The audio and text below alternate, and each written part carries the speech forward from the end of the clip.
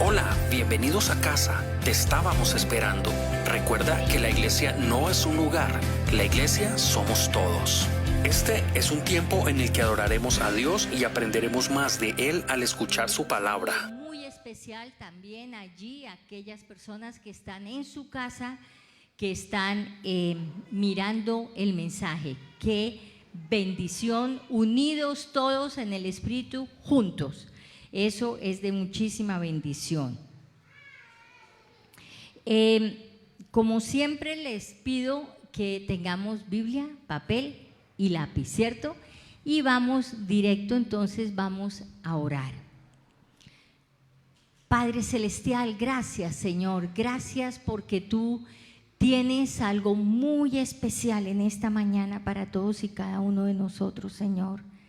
Sé, Señor, que por alguna razón tú quieres que esto que hemos estado estudiando, Señor, quede sembrado en nuestro corazón. Amado Señor Jesús, en el nombre tuyo, Señor, siempre clamamos al Padre, tu presencia con nosotros. Gracias, amado Espíritu Santo, por estar también aquí como sombra a nuestra mano derecha.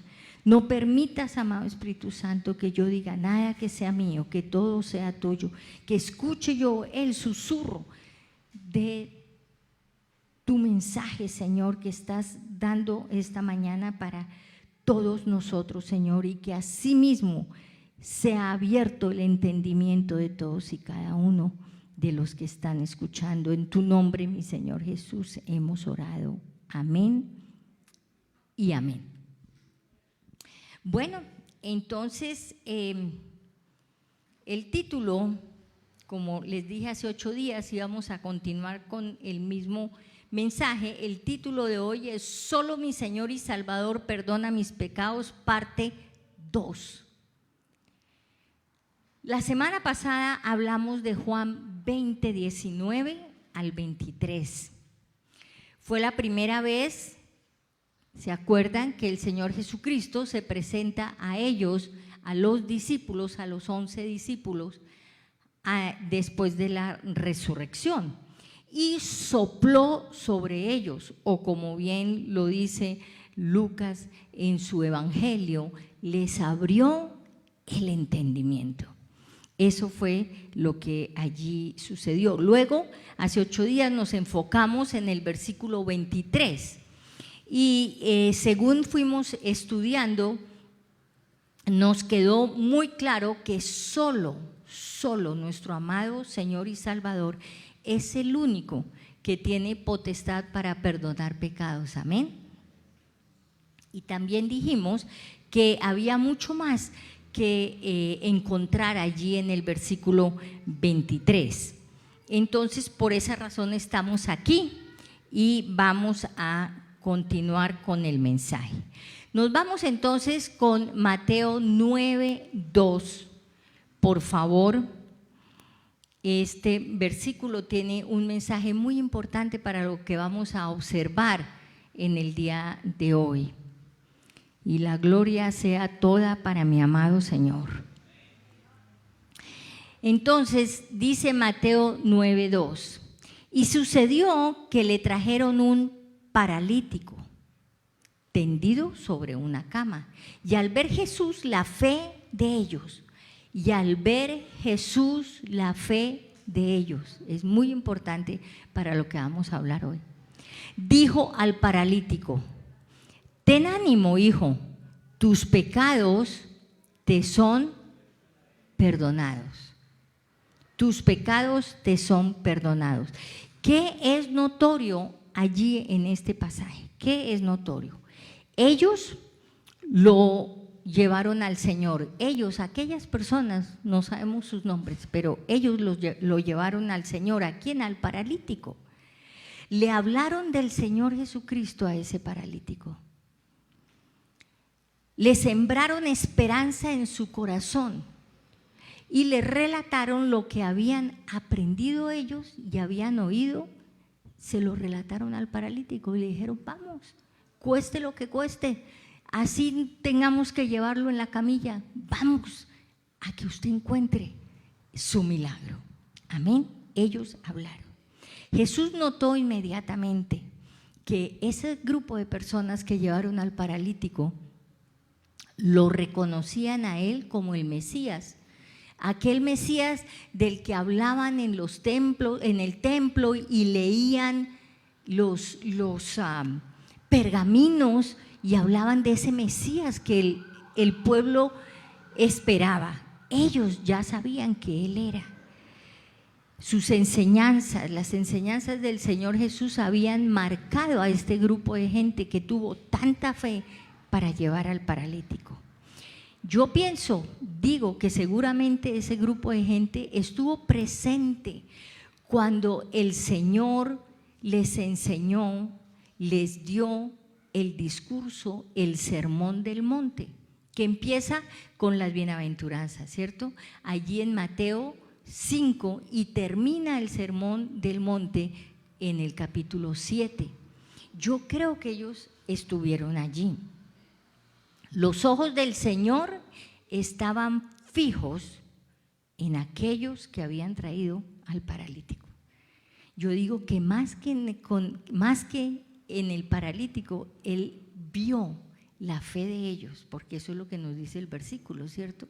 La fe de ellos fue lo que al Señor lo conmovió.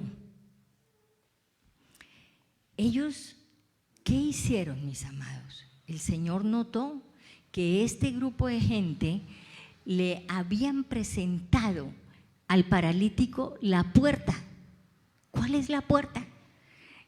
Nosotros conocemos al Señor Jesucristo y en las Escrituras Él mismo ha dicho que Él es el camino, la verdad, la vida, que Él es, ¿qué más? Que Él es la puerta, ¿cierto? Que Él es la puerta. Y allí en Juan 10:9, si quieren no vayan, escúchenme para que no nos pasemos tanto por la Biblia. Entonces dice allí en Juan 10:9, para que no se les olvide, dice: yo soy la puerta, el que por mí entrare será salvo, y entrará y saldrá y hallará pastos. Entonces, eso es lo que todos nosotros somos llamados a hacer.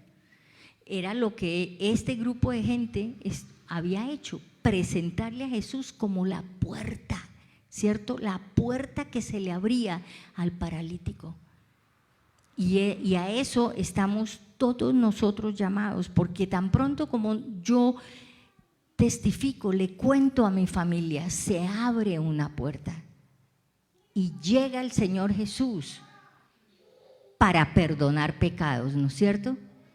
Llega el Señor Jesús para perdonar pecados. Sigamos entonces, vamos a analizar un poco más Mateo 9, los versículos del 3 al 8. Vamos, porque nos interesa muchísimo saber qué más pasó allí en aquel día. Todo no se nos olvide, no se nos puede ir de la mente que estamos hablando de que solo el Señor perdona los pecados. Aquellos que no escucharon o no vinieron el domingo pasado, es importante que escuchen el domingo pasado para que puedan entender hoy bien, mis amados, esto que estamos hablando. Porque yo no sé por qué, yo no tengo ni idea, pero el Señor me habla, me ha estado hablando desde, yo les decía el domingo pasado, desde el lunes anterior, de que esta iglesia debe saber eso muy bien, porque ustedes saben que en los últimos tiempos vendrán corrientes diferentes, vendrán engaños, y a nosotros no nos pueden engañar de que el único que perdona pecados es el Señor Jesús. No sé si tal vez el Señor los está preparando para testificar a sus familias. Algunos miembros de nuestras familias aún están en la tradición y no han entendido que el único que los puede sacar de donde están, de su error, de su pecado, es el Señor Jesucristo. Amén.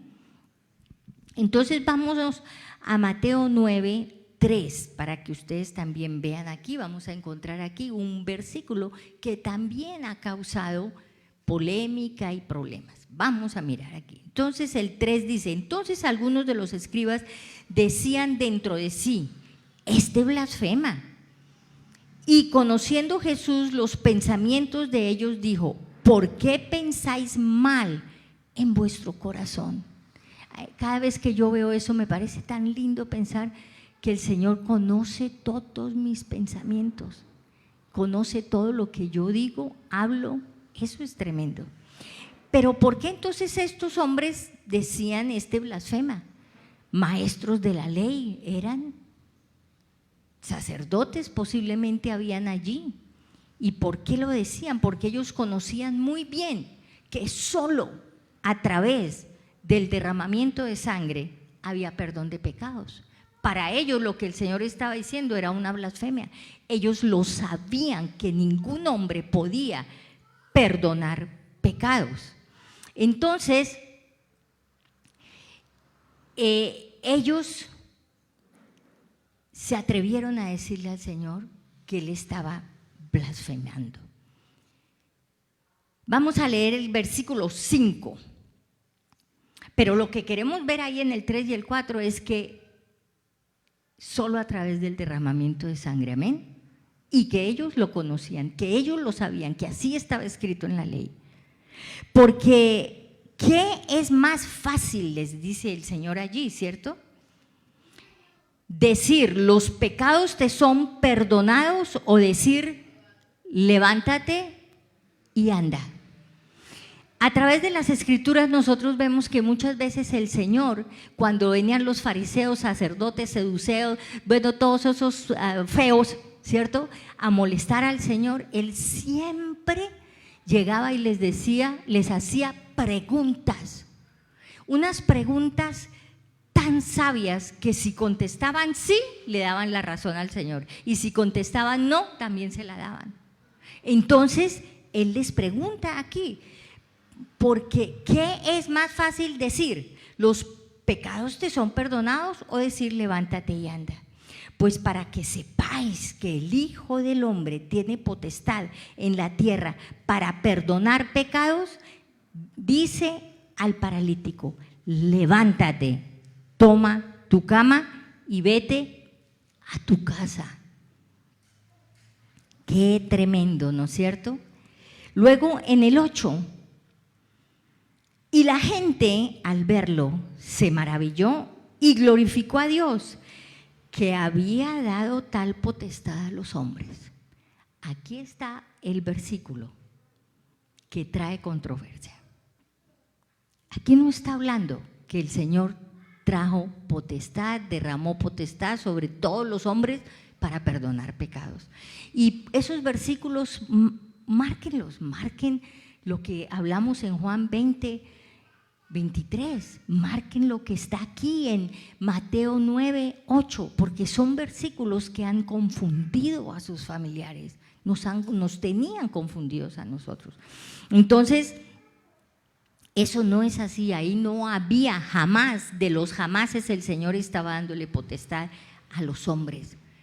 Son traducciones, son escritos de Mateo, escritos de Juan, hombres llenos de amor por el Señor Jesucristo, hombres que jamás irían a escribir algo que no fuera cierto.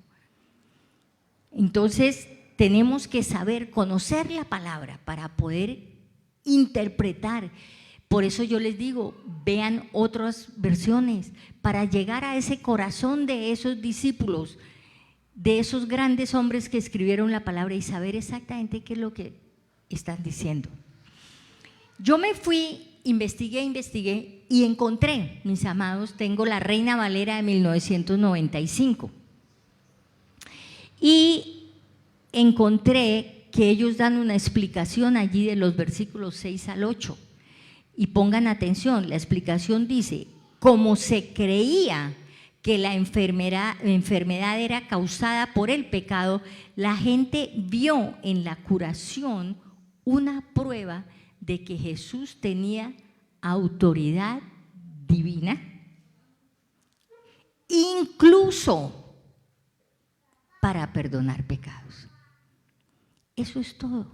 No estaba dando autoridad para nada más. Por ahí encontré también que ese versículo en griego no dice los hombres, sino la humanidad. No dice los hombres, sino la humanidad. Bueno, hasta aquí vamos bien, ¿cierto? Hasta aquí hemos entendido que el Señor Jesucristo es el único que tiene la posibilidad de perdonar nuestros pecados. Me pareció interesante, mis amados, que vayamos al Evangelio de San Lucas. San Lucas, les quiero decir que San Lucas no fue uno de los 12 discípulos, no acompañó al Señor, pero él, como dice muy bien aquí en San Lucas 1, del 1 al 4, les voy a leer, es muy importante para conocer un poco quién era San Lucas. Es muy importante porque él lo que hizo, mis amados, fue escribir con detalle y gran fidelidad todo lo que investigó. Un gran hombre, era un médico. Entonces dice así, San Lucas 1 del 1 al 4. ¿Por qué lo llevo allí? Porque él escribe su evangelio con muchísimos detalles que los otros evangelios no tienen. Cuando ustedes no entiendan algo en el evangelio de Marcos, en el evangelio de Mateo, vayan al evangelio de Lucas, porque esa misma porción en ese evangelio va a tener más detalles, les va a abrir los ojos mejor. El evangelio de Lucas no relata mucho de Juan, sino de Juan relata solamente más o menos de la Santa Cena hacia la resurrección del Señor, pero de Mateo y Marcos relata muchísimas cosas. Entonces, miren lo que se habla aquí de Lucas, perdón. Dice, puesto que ya muchos han tratado de poner en orden la historia de las cosas que entre nosotros han sido ciertísimas, dijo Lucas, ¿cierto? Todo lo que está en los evangelios es ciertísimo, mis amados. Tal como nos lo enseñaron los que desde el principio lo vieron con sus ojos y fueron ministros de la palabra. Me ha parecido también a mí, después de haber investigado diligentemente, ¿cómo les parece? Todas las cosas desde su origen, escribírtelas por orden, oh excelentísima Iglesia ICSI. Amén. ¿Por qué le escribió a Teófilo? No sabemos quién era él, la palabra no nos enseña quién era él.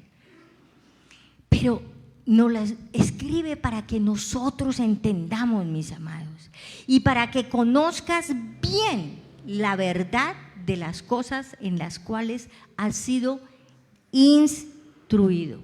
Eso se lo dedico a cada uno de ustedes. Eso es lo que hacemos aquí, tratar de que cada uno se instruya divinamente. Muy bien, entonces, como Lucas es tan detallista, vamos a ver el mismo pasaje de Mateo 9, perdón, lo vamos a ver en Lucas 5. Y ustedes se van a ubicar allí en el momento en que el paralítico fue levantado, fue sanado de una parálisis. Qué cosa tan tremenda, que no se podía mover este hombre. Lucas 5, 17 en adelante dice, aconteció un día que él estaba enseñando, ¿quién? El Señor Jesús, y estaban sentados los fariseos y doctores de la ley. ¿Cómo le parece? Persiguiéndolo para todas partes, y aún así no aprendieron nada. Bueno, doctores de la ley, los cuales habían venido de todas las aldeas de Galilea, de Judea y de Jerusalén. Y el poder del Señor estaba con él. ¿Con quién? Con el Señor. ¿Para qué? Para sanar, mis amados. Y sucedió que unos hombres que traían en un lecho a un hombre que estaba paralítico, procuraban llevarle adentro y ponerle delante de él. Ponerle delante de él.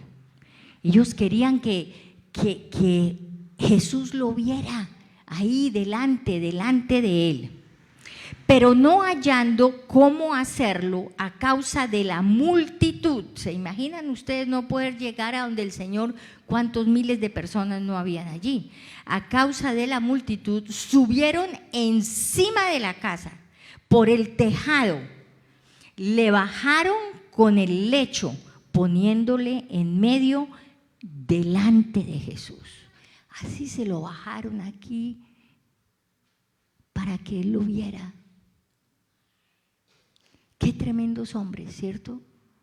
Rompieron el techo, se arriesgaron a todo, a tener que pagarle al dueño de la casa porque no sabemos quién sería, si sería la casa de Pedro, pero lo hicieron porque tenían la seguridad de que el Señor no les iba a fallar. ¿Será que nosotros vamos a adquirir ese tipo de fe, mis amados? Para allá vamos, amén. Démosle un aplauso al Señor. Para allá vamos, mis amados. Bueno, entonces, 20. Al ver él la fe de ellos, le dijo: hombre, tus pecados te son perdonados. Entonces los escribas y los fariseos comenzaron a cavilar diciendo: ¿quién es este que habla blasfemia? ¿Quién puede perdonar pecados sino solo Dios? Jesús entonces, conociendo los pensamientos de ellos, respondiendo, les dijo: ¿qué caviláis en vuestros corazones? ¿Qué es más fácil decir, tus pecados te son perdonados, o decir, levántate y anda? Pues para que sepáis que el Hijo del Hombre tiene potestad en la tierra para perdonar pecados, dijo al paralítico: a ti te digo, levántate, toma tu lecho y vete a tu casa. Al instante, levantándose en presencia de ellos y tomando el lecho en que estaba acostado, se fue a su casa, glorificando a Dios. Este versículo 26 es el versículo 8 de Mateo, y miren la comparación. Miren la comparación, porque aquí, ¿qué dice? Aquí no habla de que tal potestad y que le dio, no, aquí Lucas lo ve muy diferente, lo escuchó muy diferente, oyó de otros muy diferente y escribió lo que el Espíritu Santo le iluminó. Y dice: y todos sobrecogidos se asombraron, glorificaban a Dios y llenos de temor decían: hoy hemos visto maravillas. Bueno, yo espero que esto les haya aclarado allá la imagen de todo, qué fue lo que realmente sucedió. Eso es muy, pero muy importante. Allí no hemos escrito por ningún lado que el Señor transfirió su atributo divino. Lo que solo Él puede hacer, perdonar pecados. Pero lo que sí realmente transfirió fue la tarea a cada uno de nosotros y a sus discípulos de proclamar las buenas nuevas, de proclamar, como hicieron esos hombres, le proclamaron al paralítico. Ya que estamos ahora aquí en el Evangelio de Lucas, no vamos a olvidar del todo lo que habíamos hablado hace 8 días, que es Juan 20, 19 al 23, y lo vamos a ver en el Evangelio de Lucas para una mayor claridad de todos. Vamos a mirar la perspectiva de Lucas, hablando de ese versículo 23 que ha tenido tanta confusión. ¿Cómo lo vio? ¿Qué está diciendo él? Entonces, rápidamente nos vamos, por favor, a Lucas 24. A Lucas 24, 36 al 47, y les voy a leer. El título que yo tengo aquí es: Jesús se aparece a los discípulos, ¿cierto? Exactamente lo que sucedió cuando leímos Juan 20, del 19 al 23. Y dice así: Mientras ellos aún hablaban de estas cosas, Jesús se puso en medio de ellos y les dijo: paz a vosotros. Entonces, espantados y atemorizados, pensaban que veían espíritu. Pero él les dijo: ¿por qué estáis turbados y vienen a vosotros, a vuestro corazón, estos pensamientos? Mirad mis manos y mis pies, que yo mismo soy. Palpad y ved, porque un espíritu no tiene carne ni huesos, como veis que yo tengo. Me encanta cómo Lucas es de detallista, ¿cierto? Luego dice así en el 40, y diciendo esto, les mostró las manos y los pies. Y como todavía ellos de gozo no lo creían y estaban maravillados, les dijo: ¿tenéis aquí algo de comer? Él es una belleza, mi Señor Jesús es una belleza. Entonces, el 42, entonces le dijeron entonces le dieron parte de un pez asado y un panal de miel. Y él lo tomó y comió delante de ellos. Y les dijo: estas son las palabras que os hablé estando aún con vosotros, que era necesario que se cumpliese todo lo que está escrito de mí en la ley de Moisés, en los profetas y en los salmos. Entonces les abrió el entendimiento. Allí no vemos, como dijo Juan, que fue una realidad, lógico, que sopló el Espíritu sobre ellos. Lucas dice que les abrió el entendimiento para que comprendiesen las Escrituras. Por eso hablamos de que ellos tenían que comprender, que tenían que perdonar, que tenían que dar el paso de valientes y salir de ese cuarto donde estaban encerrados, recordar todo lo que Dios les había enseñado. Amén. Eso es lo que nos está aquí explicando Lucas. Así está escrito, y así fue necesario que Cristo padeciese y resucitase de los muertos al tercer día. Cuando yo leo eso, yo me imagino que el Señor Jesucristo les estaba diciendo: dejen ya de sufrir, dejen ya de querer hasta salir a vengarse. Esto tenía que pasar. Entonces por eso había que perdonar y seguir adelante, mis amados, porque el Señor les estaba diciendo: tranquilos, todo tenía que ser tal como sucedió y ustedes tienen que hacer lo que les toca hacer. Entonces así nos dice a veces el Señor a nosotros, ¿cierto? Acepte las cosas. Todo eso está bajo un plan que yo tengo para usted, entonces nosotros tenemos que hacerlo. Luego les dijo así, entonces les abrió el entendimiento para que comprendiesen las Escrituras y les dijo: así está escrito, y así fue necesario que el Cristo padeciese y resucitase de los muertos al tercer día, y que predicase en su nombre el arrepentimiento y el perdón de pecados en todas las naciones, comenzando desde Ibagué. Amén. Comenzando desde Ibagué. Ellos estaban en Jerusalén, pero mis amados, aterricemos, nosotros estamos en Ibagué. Y tenemos que cumplir con la gran comisión. No nos queda de otra.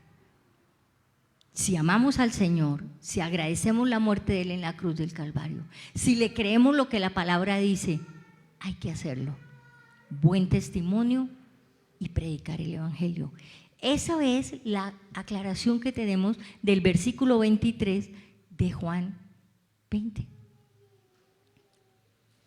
¿Qué nos dice entonces? Nos dice: predicar es lo que tenemos que hacer. Era lo que les dijo: perdonen, olvídense y ya perdonen a todos, porque si ustedes no perdonan, la gente no va a recibir sus palabras.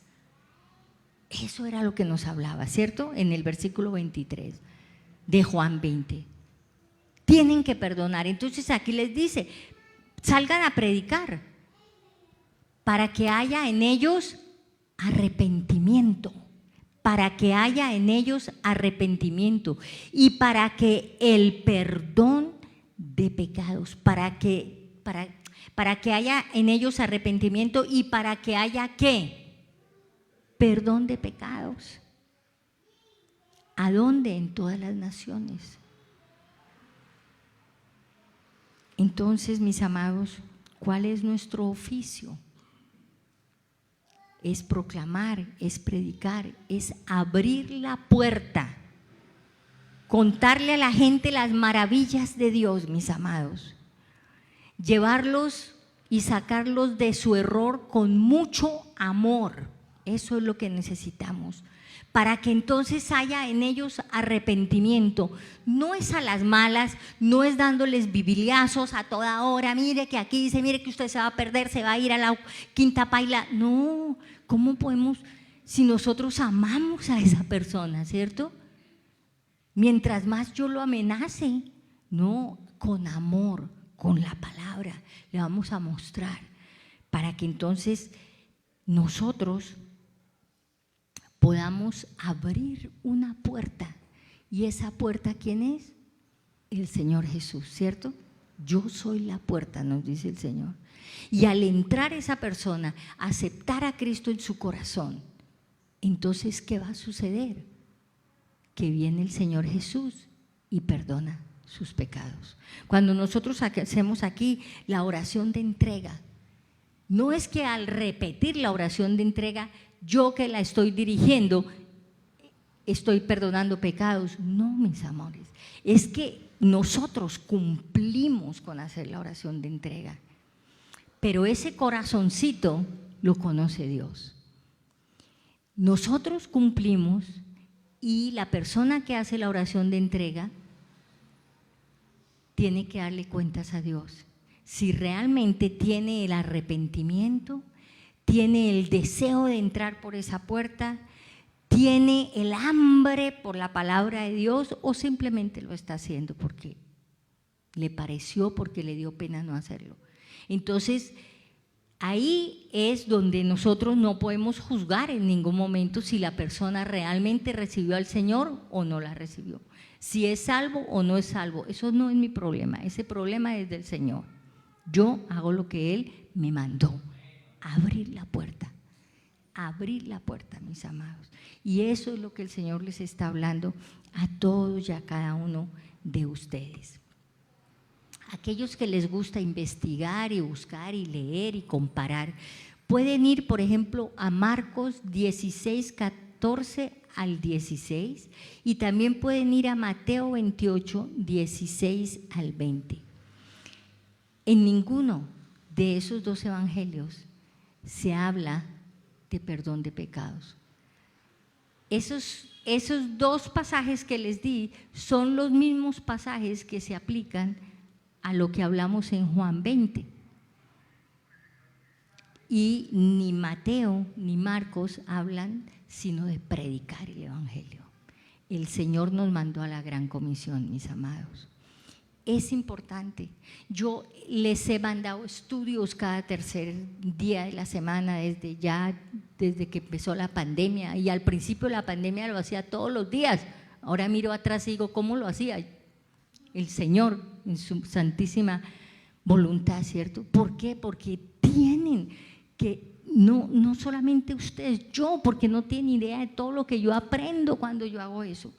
Entonces, eso es para que ustedes aprendan, para que el Señor nos encuentre listos y preparados en el día de hoy. Yo quisiera saber si hoy hay alguien en esta iglesia que vino por primera vez. ¿Hay alguien? Todos ya son veteranos. Sin embargo, vamos a hacer la oración de entrega otra vez, porque ese es mi deber, mis amados, porque el corazón de ustedes solo lo conoce el Señor. Entonces vamos a inclinar nuestra cabecita, ustedes van a repetir como comunidad que somos unidos, cada uno va a hacer la oración de entrega. Ponga allí su nombre y diga, yo, fulanita de tal, te recibo como Señor y Salvador. Eso es lo que tenemos que hacer. Entonces vamos a inclinar nuestra cabecita y vamos a decir, Padre Celestial, yo, Lucía, te doy gracias porque hoy entiendo lo que tú hiciste en tu Hijo el Señor Jesucristo, llevándolo a la cruz del Calvario. Gracias, Señor, porque allí en la cruz derramó su sangre por mis pecados.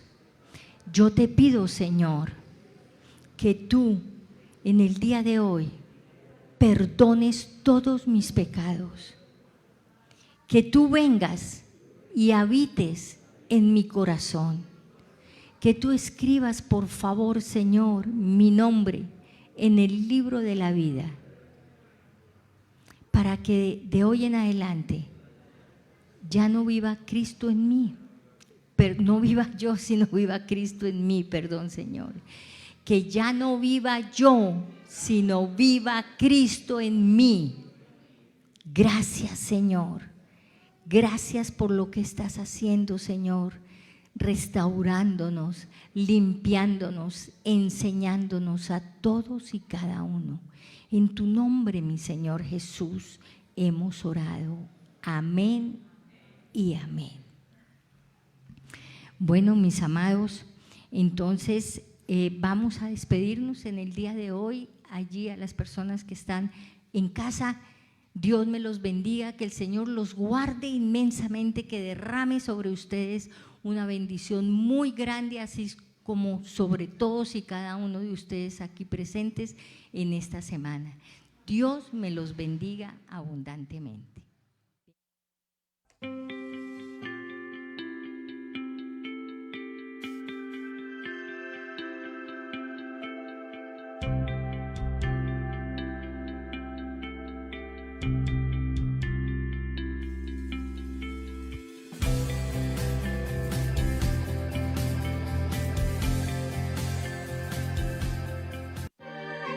Estás viendo esta transmisión en línea de la Iglesia Comunidad Cristiana Carismática Internacional. Y si quieres realizar tu siembra o diezmo, puedes hacerlo online a través de nuestras cuentas bancarias.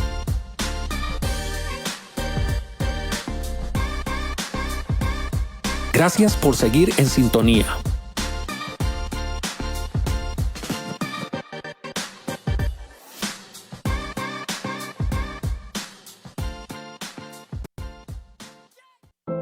No dejes de hacer el bien a todo el que lo merece, cuando esté a tu alcance ayudarlos.